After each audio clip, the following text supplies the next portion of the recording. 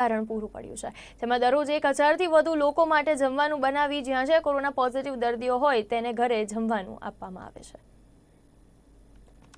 સમાચારોમાં આગળ વાત કરીએ ભાવનગરની, તો ભાવનગર જિલ્લામાં વધી રહેલા કોરોના મહામારી સામે લોકોને સુરક્ષા કવચ પૂરું પાડવા અમૃતા ઔષધિનું વિતરણ કરવામાં આવ્યું છે।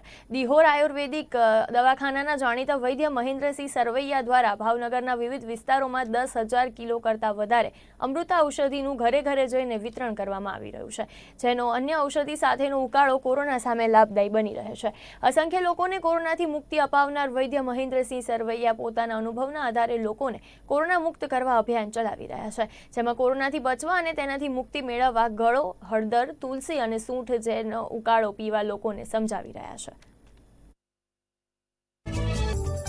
વર્તમાન સમયમાં કોરોના મહામારી ચાલી રહી છે અને દરેક વ્યક્તિને પોતાના સ્વાસ્થ્યની અને આરોગ્યની ચિંતા છે અને ડર છે કે મારું મૃત્યુ થશે તો પહેલું તો સમજવું પડશે કોરોનામાં મૃત્યુ શા માટે થઈ રહ્યું છે। કોરોનાનો ચેપ અપર રેસ્પિરેટરી ટ્રેક ઇન્ફેક્શન એટલે ફેફસાના ઉપરના ભાગમાંથી લાગે છે, પરંતુ ધીરે ધીરે નીચે જાય અને નીચેના ભાગમાં કફ જમા કરે અને પછી ડેથ થઈ છે। તો આપણે કફને જ શરીરમાંથી દૂર કરી નાખીએ તો વાયરસ વધવાનો નથી। તો કોઈ પણને કોરોનાનું ઇન્ફેક્શન લાગ્યું એટલે પહેલી વસ્તુ યાદ રાખે કે 72 કલાક ગાળો સૌથી મહત્વપૂર્ણ છે। આ 72 કલાક ગાળામાં કફ વધે કે વાયરસ વધે એવી એક પણ વસ્તુ ન લેવી, જેમ કે દહીં, કેળા, ભીંડો, ગળ્યું, ઠંડુ દૂધ, અનાજ બિલકુલ ન લેવી। એની જગ્યાએ આદુ, હળદર, કોથમરી, ધાણા, જીરું આ મસાલો નાખીને મગનું સૂપ, પહેલું વાક્ય કે 72 કલાક સુધી મગનું પાણી અથવા મગનું સૂપ।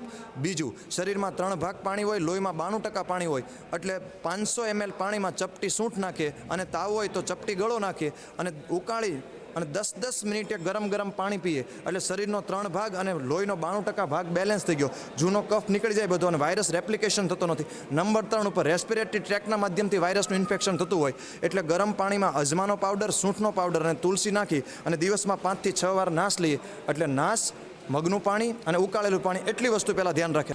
ઋષિ પરંપરા મુજબ આયુર્વેદિક પદ્ધતિ છે એ ભારતમાં અમલી છે અને કહી શકાય છે કે આયુર્વેદની અંદર તમામ જે છે કહી શકાય કે તમામ જે દર્દો છે તેનો ઇલાજ છે। હા, કાલે હાલ કોરોના કાળ ચાલી રહ્યો છે કે જેની અંદર પણ આયુર્વેદ જે છે એ બહુ મહત્ત્વની ભૂમિકા ભજવે। આપ જોઈ શકો છો કે આજે જે દિહોરના ડૉક્ટર મહેન્દ્ર સરવૈયા કે જે આયુર્વેદિક ચિકિત્સક પોતે વૈદ્ય છે કે તેઓ દ્વારા આજે ગળોનું વિતરણ જે છે એ કરવામાં આવેલું છે। ગળો એક એવી ઔષધિ છે કે જેની પણ હાલ કહે છે કે કોરોનાની અંદર બહુ મહત્ત્વની ભૂમિકા છે। હા, સાચી છે કહે છે કે જે ગળો છે કે તેની અંદર અન્ય ઔષધિ જડીબુટ્ટી છે તેનો ઉમેરી તેનો ઉકાળો કરી લેવાથી ખૂબ મોટો ફાયદો થાય છે।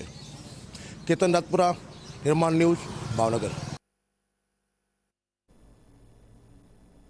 એએમસી સોલિડ વેસ્ટની ટીમે